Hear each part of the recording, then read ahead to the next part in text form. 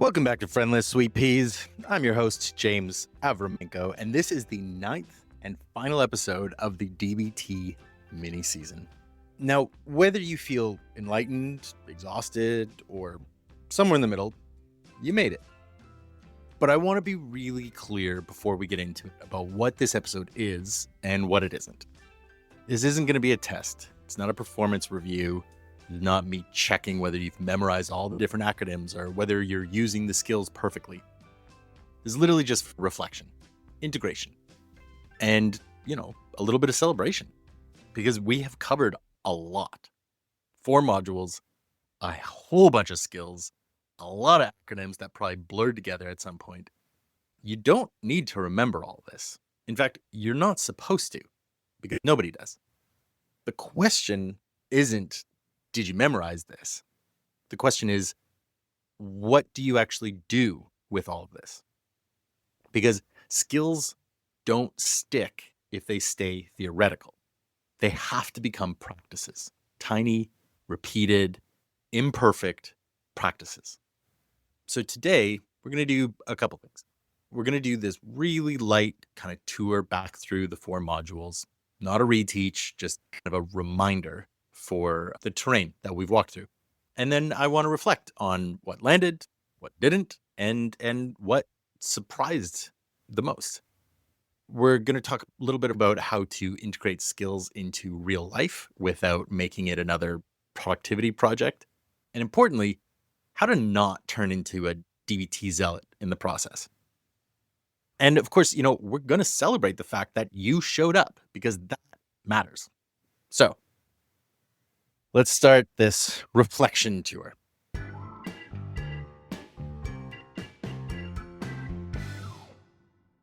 All right, so as we go through this, I'm not going to reteach any of this. If something catches your ear and you want to go deeper, the episodes are still right there for you to review, okay? So mindfulness was the foundation. The what skills: observe, describe, participate. Then the how skills: non-judgmentally, one mindfully, effectively. The through line here is you can notice what's happening without drowning in it. You can put words to your experience and get a little distance from them. And you can actually be where you are, even if it's just for a couple seconds at a time. It's by far the least flashy module and probably the most important one. Everything else in DBT really rests on top of mindfulness. So my hope is your takeaway is you are allowed to just notice without fixing, judging. That's the whole thing. Noticing is half the battle. Distress tolerance was the crisis module. Stop for the impulse to action pipeline. Tip for when your nervous system needs a hard reset and thinking just isn't going to cut it. Self-soothing through the senses. And then radical acceptance for the stuff that you can't change. The through line here, of course, is you can survive extreme feelings without doing something you'll regret. And you can stop fighting reality long enough to actually live in it. My hope is your takeaway here is the goal isn't to not feel bad. The goal is to not make things worse. Third is emotional regulation. This is the module about treating emotions like signals instead of enemies. Naming them specifically, checking whether the feeling actually matches the facts, reducing vulnerability with the boring stuff, right? Sleep, food, movement, so you're not running on empty. And then there's the active moves, opposite action when the urge would make it worse, problem solving when there's actually something to do, building positive experiences so you have a reserve. The through line being emotions aren't problems to solve. They are information. You can respond instead of reacting. So the goal isn't to feel less, it's to feel accurate. Fourth was interpersonal effectiveness. And this is the module about having actual tools for actual conversations. 3 goals: getting what you need, keeping the relationship, keeping your self-respect. And the 3 acronyms to match: Dear Man, Give, and Fast. You probably don't remember what the letters stand for. That's fine. The through line is communication doesn't have to be chaos. You can ask for things. You can hold a line. You can stay in relationships without losing yourself in them. You get to figure out what you want out of a conversation before you're in it. So that's the terrain. 4 modules, a whole lot of tools, and even more acronyms that you are absolutely allowed to forget. Now, as a part of the reflection, I wanted to try and kind of flip things over to you, the listener, and ask about what actually landed for you. The way we're going to do this is I have some reflection questions that you can ask yourself, not to answer out loud necessarily, just to sit with. At the same time, too, if you would like to share your answers with me, I would love to hear those and keep that conversation going. So question number 1, which skills surprised you most? Was there one that you didn't expect to land? Was there one that felt more useful than you thought it would? For me, I'll answer this one because I think it'll kind of help hear maybe someone else's process here. I personally am always surprised by radical acceptance, just kind of letting reality be what it is and not, adding those layers to it, right? Not fighting it. When I clock myself and I realize I'm still inventing stories while also, using those stories to add new layers of suffering to my day, I end up really having kind of have to laugh about it because in the end, it is almost comical how easily I can trap myself in the same loop, how automatic that suffering becomes. I still struggle with interpersonal skills, which, may sound ironic being that I just recorded an entire season about it and also just the nature of who I am. But really, what it comes down to is I still struggle to express my own needs and desires. I've still got that people pleasing dog in me, and it really, really doesn't want to roll over. Unless, of course, that's what you want, in which case it's literally going to turn itself into a turbo. But I feel myself consistently moving away from those instincts and letting myself hold my own ground. It doesn't always feel good, and it doesn't always land the way I want or hope, but it feels more authentic, which is way more in line with what I want right now. I personally feel a real sense of relief for the end of this micro season and a lot of pride. I didn't know what this would be when I started. I just knew that I wanted to try something new. It was an experiment, which was in a lot of ways both a really good and a really bad thing because it meant I couldn't fail because, I had no idea what would happen. But that also means from a certain angle that I couldn't succeed either for really the same reason. So I had to really actively work on applying these skills to myself throughout the season just to kind of keep myself from freaking out and keep giving up. That alone, I'm proud of. Now, it wasn't all I hoped. I didn't say all that I wanted to, but I'm satisfied. I'm happy with, what I ended up with. Okay, so that's a long-winded answer to question number 1. Question number 2. Which skill do you think you'll actually use? Not all of them. Believe me, you're not going to use all of them. Which one or two feel most accessible, most immediately useful? Question 3 is, what is one thing you learned about yourself during this season? Not about DBT, about you, about how you relate to your emotions, your relationships, your own patterns. You don't have to answer any of these right now. Just let them sit and notice what comes up. All right. So you have some tools. You have some skills. Now what? Because you got to remember, like with any other new thing, these skills don't stick through one-time learning. They stick through practice. Tiny, repeated, imperfect practice. So here's some strategies for making this actually work in your life. Strategy 1, pick one skill per week. Don't try to master all of DBT at once. You'll burn out. You'll forget everything. And then you're going to feel like you're failing at self-improvement, which is literally the opposite of the goal. Instead, one skill, 1 week. That's it. So, week 1, practice, observe, describe, participate for 30 seconds a day. Week 2, try stop once when you feel an impulse. Week 3, check the facts on one emotion. One skill, 1 week, build slowly. Strategy 2, use micro practices. So you don't need hour-long meditation sessions. You don't need to overhaul your whole life. You need 30 seconds of mindful breathing while your coffee brews. One self-soothing activity when you're stressed. One check the facts moment when you're one dear man conversation per week, whatever. Micro practices stack. Tiny, consistent efforts compound. Strategy 3, notice small wins. You're not looking for transformation.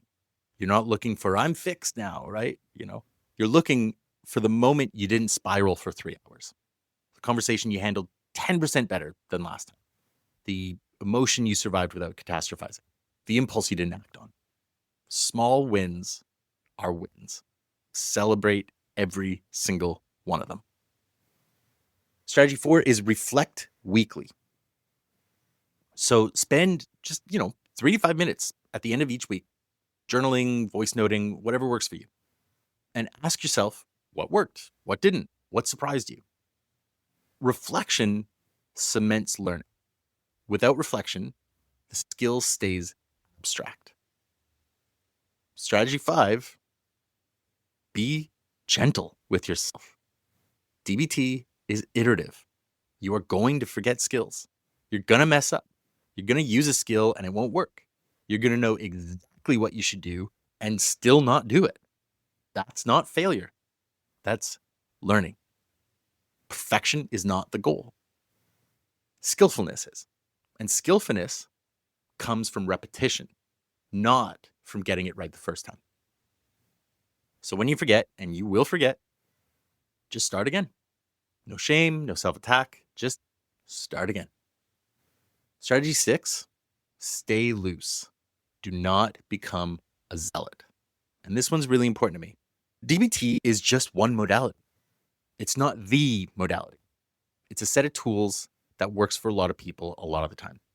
And it's not going to fit every single brain, every single situation, every single season of your life. I've watched people, I've been people who latch onto a single framework like it's the final answer. CBT, DBT, IFS, somatic stuff, the Enneagram, human design, whatever. And there's this moment where it clicks and it feels like, you've cracked the code. And then 6 months later, you're using the language like a cudgel. You're diagnosing everyone around you. You're gatekeeping emotions with acronyms. And that is not healing. That's a new hiding place. So stay curious. Keep trying things. If DBT gives you 3 skills that you use forever and nothing else ever lands, that's great. Take those 3. If you try it for a year and realize somatic work actually fits better for you, go do that. Read other books, listen to other practitioners, borrow freely, and keep just what's working for you. These things aren't prescriptive. So the goal here, for me, the goal in life is just to find the goal is just a life that feels more workable, not the correct worldview. All right. Before we close this out, I want to say something really clearly. Completing the season is a big deal, and I don't want us to skip past that. You invested time. You invested attention. You invested emotional bandwidth into listening to me talk about skills for managing your own brain and your relationships and your feelings. And that's a lot. And you showed up for it. Even when it was uncomfortable, even when the skills felt stupid or impossible, even if you weren't sure it would help, even when you just wanted to skip to the part where everything's fixed. You stayed, you listened, and you tried. And that's massive. I want to give you credit, and I want you to give yourself credit for that. These skills are not about being flawless. They're not about never spiraling again, or never having big emotions, or never messing up a conversation. They're about having more options. More options when your brain is catastrophizing. More options when emotions feel overwhelming. More options when conversations are hard. More options when you're in crisis. You don't have to use every skill. You don't have to be good at all of them. You don't have to be good at any of them. You just have to know that they're there. And that's what you have now. That was my intention here. A toolkit, not a cure, not a fix, just more options than you had before. And you have permission to forget these skills and come back later, to use some and ignore others, to modify them to fit your brain and your needs, to mess up and to try again, to decide some of this just doesn't work for you. There's no DBT police here. You get to choose what's useful. And what's useful might be different 6 months from now than it is right now. And that's fine. That's how all of this works. So, next steps. Number one, I guess, revisit episodes. Some skills are going to take multiple listens. If something doesn't land the first time, come back to it in a few weeks. And, you might find you hear something different. Step two, layer skills. Once you're comfortable with individual skills, start combining them. Mindfulness plus distress tolerance when you're in crisis, but, trying to stay grounded. Emotional regulation plus interpersonal effectiveness when you're having a hard conversation about feelings. The magic of this happens when they work together. 3 would be keep the tiny wins approach. Small, consistent efforts compound, as we said. You're not building Rome. You're sticking one brick at a time, and that's enough. And 4, and I want to stick on this for a minute. 4 is don't do this alone. And I say this as somebody who spent a lot of my life convinced that I could just figure everything out myself. Convinced that, if I just read enough books, if I just listen to enough podcasts, if I just did enough self-work, that I'd eventually arrive at, the final cured version of myself that had it all sorted out. And that's not how this works. The people I know who have actually made the biggest shifts in their lives, the ones who handle their emotions differently, who have healthier relationships, who have actually changed, none of them did it alone. Every single one had help. So here's what I want you to take seriously. If you can, get a therapist. Get one. I know it's expensive. I know wait lists are ridiculous. I know finding one that clicks can take 3 or 4 or 5 or God knows how many tries. Do it anyway. A good therapist is the single biggest accelerant I have ever encountered for this kind of work. If therapy isn't available to you right now, and for a lot of people, it just isn't, and I get it, that's real, that doesn't mean give up. That means you have to find the community. Find a group. The peer support groups they're real, they are out there, and a lot of them are free. There's online communities where people are actively practicing this stuff. Maybe it just comes down to a friend who's reading the DBT workbook, or a partner who's willing to learn give with you so that you can practice it in real time. There's 12-step meetings if that fits your situation. There's men's and women's groups, there's grief groups, whatever flavor of other humans trying to do this too, you get your hands on, do it. Because otherwise, you're in isolation.